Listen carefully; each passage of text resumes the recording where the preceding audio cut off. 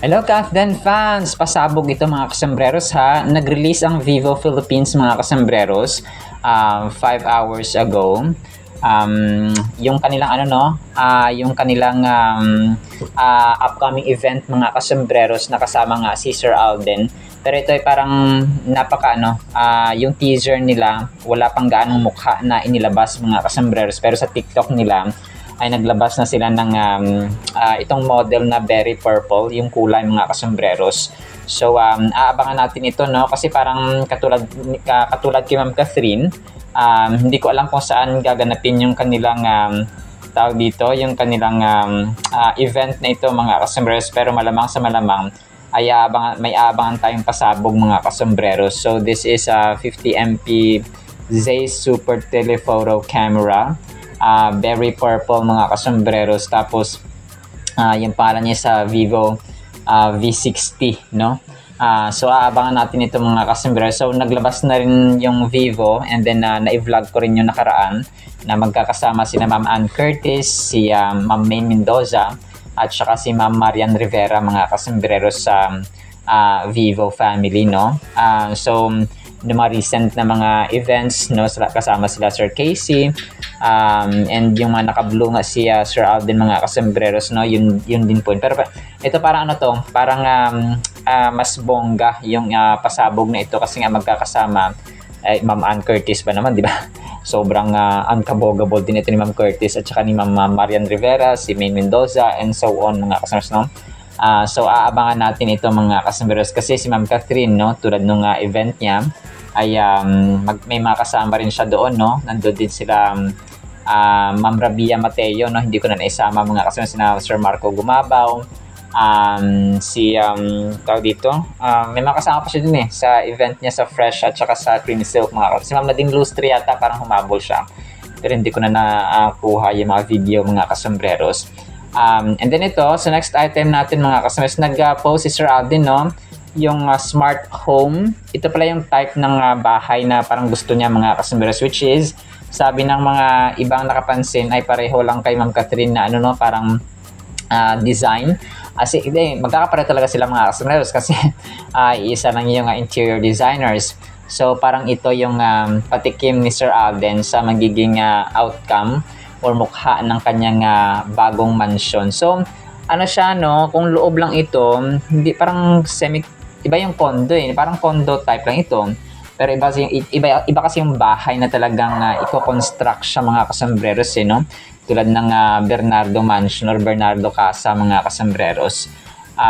So pero ito ay aabangan pa rin natin mga kasambreros. Pero napansin lang ng ibang doon na nag-post na parang pareho ng design ng kay Ma'am Catherine mga kasambreros. Pero wala pa akong actual video nung kay Ma'am Catherine mga kasambreros, no. Pero siguro magkakaroon din yan sa mga susunod na mga buwan mga kasambreros. So abang-abang tayo. Kasi kapag marami na malamang sa malamang ay magkakatotoo talaga yan mga kasambreros na magugulat na lang tayo. So sabi pala ng dito ng Vivo kanina, hindi ko na-flash mga kasambreros, no. Sabi nila sa kanilang post sa TikTok, turn heads with the Vivo V16 stunning berry purple, a perfect mix of bold color, refined Zeiss lens design, and curves made for your grip. The new V series redefines sleek and sophistication with power and style built to last. So yun po yung kanilang caption ng kasambreros. And then si Mami Min, no, share ko lang po ito mga kasambreros, no. Nag-post sa kanyang Instagram story na kung saan ay recap, no, ng kanyang vacation mode kasama ang kanyang mga kumare at mga best friends mga kasambreros, no. So travel recap. Ang enjoy lang si Mami Min mga kasambreros. So Hardin Diamar. Parang sa ibang bansa ito mga kasambreros, no? Kasi nga recent nung nakarang buwan ay pumunta sila ng Los Angeles, California. And then ito ay parang hindi ko alam kung sa Europe ba ito mga kasambreros, no? Or sa ibang bansa. So wala kasi nakalagay dito. Pero ang kulit na ni Mami Min kasi enjoy lang, no? Ang mama. Kasama dito yung sumasayaw-sayaw sila mga kasambreros. So pwede siya, may sombrero rin siya, parang sa Vietnam or sa Venice, Italy. Pwede rin sa Asian country ito mga kasambreros or sa isang Asian country. So wala kasi nakalagay. Pero yung ganito parang Vietnam or ito Yung parang may sombrero katulad kay Sir Alden. So, pero enjoy, no? Ang mama, ang mami niya, phenomenal box office cinema queen, mga kasombreros. And then ito, so, okay, mamaya itong isa. So, ito mga kasombreros, prayer of the day niya, or prayer for today ni Sir Alden, mga kasombreros. Sabi niya, Dear God, who lift up those who are weary and heavy laden today.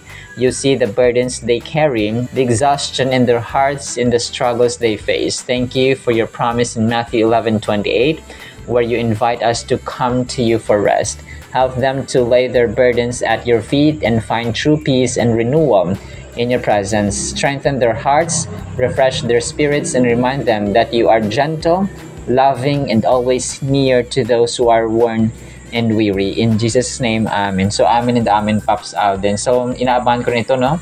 Yung prayer item ni Sir Alden, mga kasombreros, as always and always. And then, yung reviews ko, no? Nag-post din sila ng kanilang yung video na patarastas, no? Kasi yung na-flash ko kanina ay yung picture lang, mga kasombreros.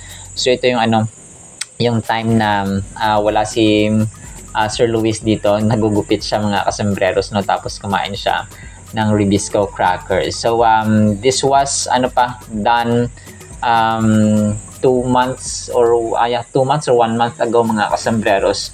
So, nirepost lang po ng Ribisco crackers sa kanilang Facebook page, mga kasombreros. And then, so yun, no? Si Sir Alden, wala pa akong kasi hindi pa siya nagpo-post kung nag-aaral ba siya ngayon, no? Kasi nga Monday, mga kasombreros, hindi ko alam kung anong schedule niya sa pagpipiloto. Pero, nga abang-abang tayo kasi baka nag-skip siya this week or kung anong schedule niya, kung nag-aral ba siya ngayon or hindi, mga kasombreros. So, wala pang pinost ang phenomenal box office cinema king, mga kasombreros. Pero mag-aabang-abang tayo. Pero malamang may pasok siya. Or kung wala naman siyang pasok dahil may bagyo, ay pwede rin po, mga kasombreros, no, na ganun ang reason na walang pasok. Pero yan, no, abang-abang tayo the next time. Then ito, post ko lang din ito, no, yung kay Riza, na kapatid ni Sir Alden, mga kasombreros, no, yung pinost niya yung kay Ma'am Jessica Soho, no, yung nag-speak siya sa mga graduates, mga kasombreros, if I'm not mistaken, sa UP Diliman ito, or sa UP, mga kasombreros, no, yung mga graduates ng UP. And then yung parang may mga patama sa mga corrupt na politicians, mga kasombreros. Bakit ako naiiyak, sabi dito. So, ang dami naiyak dito sa speech na ito ni Ma'am Jessica Soho. Talagang very vocal siya, tsaka sabi ng mga tao, louder, Ma'am Jessica. Sabing ganon kasi yun nga, no, hindi tayo mahirap, hindi tayo lubog sa utang, hindi lubog tayo sa kasakiman, mga kasombreros, o lumubog ang tao dahil sa mga Pilipino dahil sa kasakiman ng mga ibang politicians, mga kasombreros. So, ayun po, no, talagang nakaka-touch at nakaka-inspire ito, no. Ang iba dito talagang literal na naiyak sila, no. Nirepost nila Ma'am Ann Curtis, and then other artists, mga kasombreros, nirepost nila yung basta maraming nag-post hindi ko lang nag-repost ng speech nito at saka nung sa Jessica Soho na segment nga niya, mga kasombreros. Sinabi niya na hindi pala baka ang magpapalubog sa atin kundi kasakiman. So, nakakaiyak, mga kasombreros, no. Kasi talagang problema, no, at saka kawawa yung mga tao na nabahaan talaga, mga kasombreros. Yun po talaga yung yung punto doon, no, yung mahirap, mas lang nahihirapan po sila, naawa, no. Nakakaawa po talaga, mga kasombreros. Alright, in the meantime, yun lang po sa ating Catherine items, ha. Sana po ay pakinggan po natin ang Word of God. Today is September 1, 2025, Monday na po, mga kasombreros. Blessed evening po sa bawat isa. Para po sa ating Word of God is sobrang ganda po nito, mga kasombreros, ang title, dahil sa unbelief, no, or kawalan ng pananampalataya or paniniwala. Matthew 13:58, Now He, Jesus Christ, did not do many mighty works there because of their unbelief, no, kawalan ng pagtitiwala or faith, mga kasombreros, sa Panginoon or kay Lord Jesus Christ. So ito po ay na-reject, no, si Jesus Christ when He was preaching and doing many good works, mga kasombreros. So dito mismo sa kanyang bayan ay na-reject siya, no, sa Nazareth, mga kasombreros. So yung point niya dito, parang sa isang lugar na kung saan ka lumaki, saan ka isinilang, o saan ka lumaki mga customers, or saan ka nanatili, no? Hindi ka gaanong nirespeto or ginagalang ng mga tao doon. So ito yung kanyang punto. Kung kaya ang sabi dito, dahil sa kanilang unbelief ay walang gaanong miracles or good works mga kasombrero ang pinakita ng Panginoon. Grabe, no? Ito yung sinasabi nila na hindi mahalaga ang faith, no?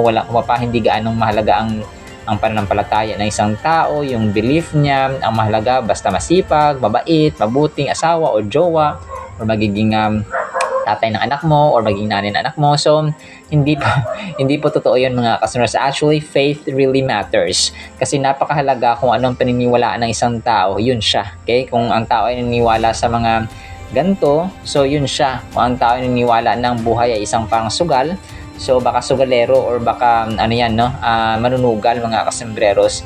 Kung ang tao ay naniniwala sa kasabihan nga ang buhay ay parang isang gulong, minsan nasa taas, minsan nasa baba. So ang paniwala nun ay parang hindi rin fix mga kasembreros. Kung walang firm principle ba, walang solid principle. Ang isang taong walang solid na prinsipyo mga kasembreros, madali yang naiimpluwensyahan ng barkada, madali yung na-impluensyahan ng bisyo, madali na-impluensyahan ng mga tao sa paligid niya. Sige, hindi tayo lalayo, no? Sir Alden Richards is one of the best examples ng tao may prinsipyo. Na pag sinabi niya, ganito ang kanyang gagawin. So, parang ganun din ang tao, no? Parang kasi siya dati affected, so ngayon parang hindi na siya affected. So, basta pag may sinabi siya, ginagawa niya mga kasos kasi nga may prinsipyo siya because he is a man of God, no? He fears and loves God mga kasembreros.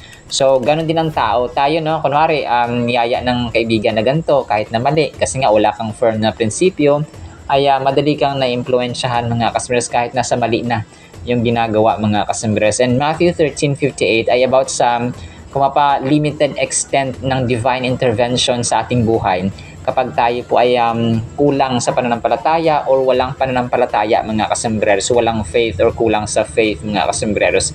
At ang verse na ito nag-highlight ng power naman ng pananampalataya at saka yung impact nito sa mga miraculous works na pwedeng gawin ng Diyos sa atin, no, kapag tayo po ay may pananampalataya. And nga, no, sabi dito is dahil sa kawalan ng pananampalataya, dahil sa unbelief, ay hindi gumawa ng maraming miraculous works or miraculous deeds mga kasembreros ang Panginoong Jesus doon sa Nazareth. This teaches us the profound connection between belief and divine intervention. So, sabi natin kanina, napakahalaga ng faith, no? Sa buhay, dapat may pananampalataya tayo, may paniniwala tayo na nakatuon sa Panginoon. Kasi maraming tao rin naman na may paniniwala, no? Meron silang prinsipyo, pero hindi yung prinsipyo ng Panginoon at saka hindi prinsipyo ng pananampalataya. So kung dapat magkaroon tayo ng prinsipyo, yun na po ay ang prinsipyo ng faith mga kasembreros or truth about faith para may sa pamuhay natin and we will live by faith mga kasembreros. So yun po ang kaibahan kasi marami kasing tao rin ang may prinsipyo pero mali, no? Kung kaya yung prinsipyo nila kapag mali ay yun ang isa sa pamuhay nila mga kasembreros, which is very, very dangerous mga kasembreros. In Matthew 13:58, we encounter a poignant moment where Jesus, in his own hometown in Nazareth, faced a lack of belief from those who knew him well. So, kilala siya ng mga tao, no? Ito yung ito yung parang disadvantage kapag masyado ka ng pamilyar sa isang tao or sa isang grupo ng community. Parang hindi ka na nila paniniwalaan na kasi not unless meron kang position, no, sa government or sa isang community.